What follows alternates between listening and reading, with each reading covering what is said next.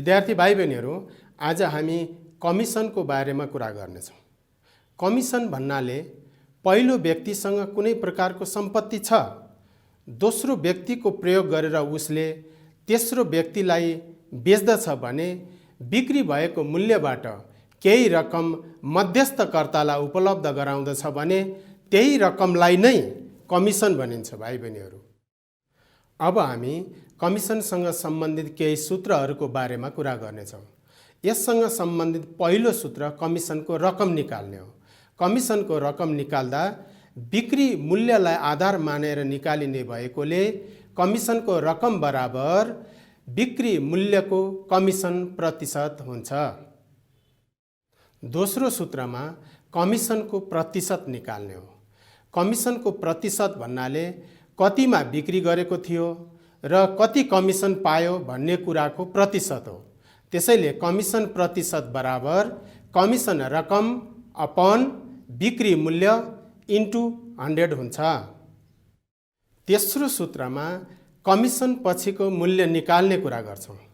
Commission पछिको मूल्य निकाल्दा बिक्री मूल्यबाट कमिसन रकम घटाउने हो।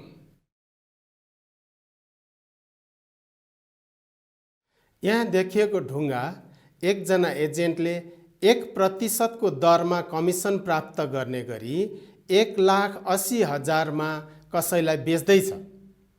अब उसले जम्मा कति कमिसन प्राप्त गर्ला? उसले प्राप्त गर्ने कमिसन रकम निकाल्नको लागि 1,80,000 को 1% बाट हिसाब गर्नुपर्ने हुन्छ। जस अनुसार हिसाब गर्दा यो रकम 1,800 रुपियाँ हुन आउँछ। यसको मतलब उसले यो कारोबारबाट 1,800 रुपियाँ कमिसन प्राप्त गर्दछ। यहाँ हामी देख्न सक्छौँ एउटा सुपरमार्केटले बडा दशैंको उपलक्ष्यमा आफ्ना कर्मचारीहरूलाई काममा प्रोत्साहन गर्ने उद्देश्यले एउटा कमिसनको योजना प्रस्तुत गरेको छ। अब यो योजना अनुसार कुनै कर्मचारीले 60 लाख रुपियाँको व्यापार गर्न सक्दा उसलाई कति कमिसन प्राप्त होला? यो समस्या समाधान गर्नको निमित्त एउटा लाइन ग्राफको प्रयोग गरौँ। यसमा पहिलो 15 लाखसम्मको कारोबारमा कर्मचारीले 0.5% को कमिसन प्राप्त गर्दछ। त्यसपछि 15 लाखदेखि 25 लाखको बीचमा कारोबार हुँदा उसले 1% कमिसन प्राप्त गर्दछ। अनि 25 लाखदेखि 40 लाखको बीचमा कारोबार हुँदा 1.5% को दरमा कमिसन प्राप्त गर्दछ र 40 लाख भन्दा माथिको कारोबार हुँदा कर्मचारीले 2% कमिसन प्राप्त गर्दछ। अब कुनै कर्मचारीले 60 लाखको कारोबार गरिरहेको अवस्थामा कति कमिसन प्राप्त गर्ला?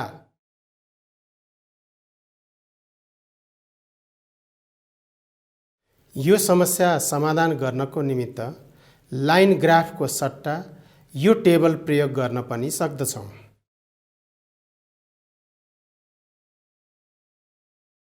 अब हामी छुट अथवा डिस्काउन्टको बारेमा कुरा गर्न गइरहेका छौँ।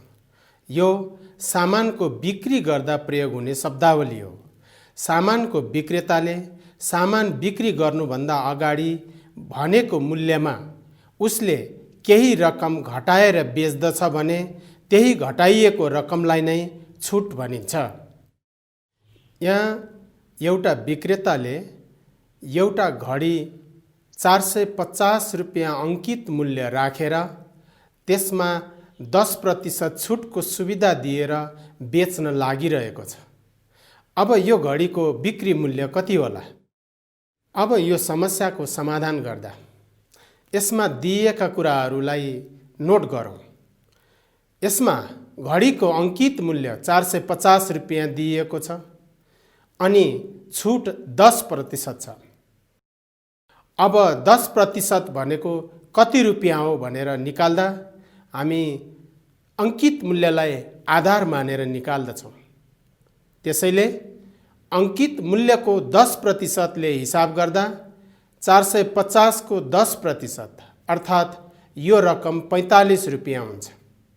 अब यो 45 रुपियाँलाई अङ्कित मूल्यबाट घटाउँदा 450 रुपियाँ माइनस 45 रुपियाँ भनेको 405 रुपियाँ घडीको अन्तिम बिक्री मूल्य हुन्छ। हामी करको बारेमा कुरा गर्न गइरहेका छौँ। मानिसले विभिन्न पेशा गरेर पैसा कमाउँदा, वस्तु तथा सेवाहरू खरिद गर्दा, घर जग्गाको किनबेच गर्दा आदि जस्ता काममा सरकारलाई केही रकम बुझाउनु पर्ने हुन्छ। त्यही रकमलाई कर भनिन्छ।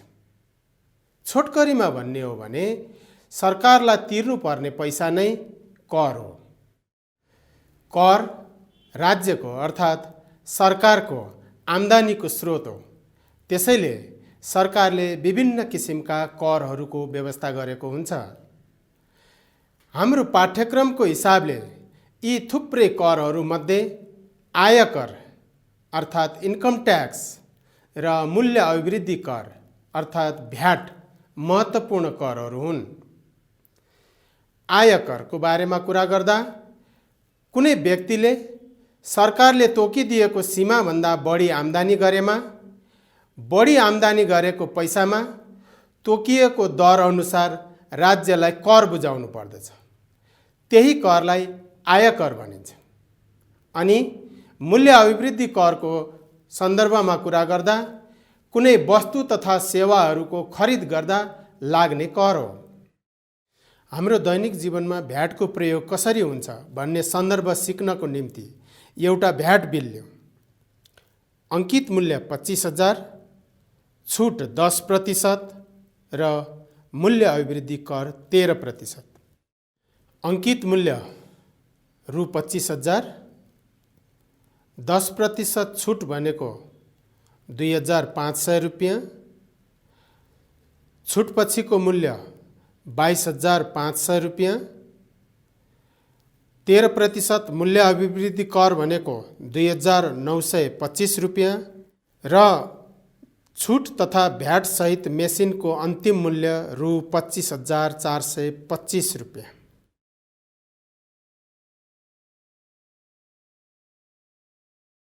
अब हामी लाभांश अर्थात् डिभिडेन्डको बारेमा कुरा गर्न गइरहेका छौँ। लाभांश लाभ प्लस अंश अर्थात् लाभको अंश। यसो भन्नुको अर्थ नाफामूलक कम्पनीहरूले एक वर्षभरिमा कमाएको खुद मुनाफाबाट केही अंश अर्थात् केही रकम आफ्ना शेयर धनीहरूलाई वितरण गर्दछन्। यही रकमलाई लाभांश भनिन्छ।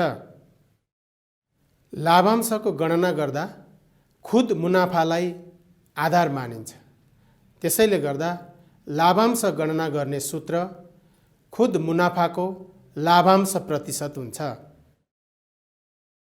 कमिसन, कर, छुट र लाभांश निकाल्दा कुन कुन मूल्यलाई आधार मानेर निकालिन्छ भन्ने कुरालाई एकीकृत रूपमा हेरौँ है। कमिसन निकाल्दा बिक्री मूल्य, मूल्य अभिवृद्धि कर निकाल्दा अङ्कित मूल्य अथवा छुटपछिको मूल्य, आयकर निकाल्दा कर योग्य आम्दानी, छुट निकाल्दा अङ्कित मूल्य र लाभांश निकाल्दा खुद मुनाफालाई आधार मानिन्छ।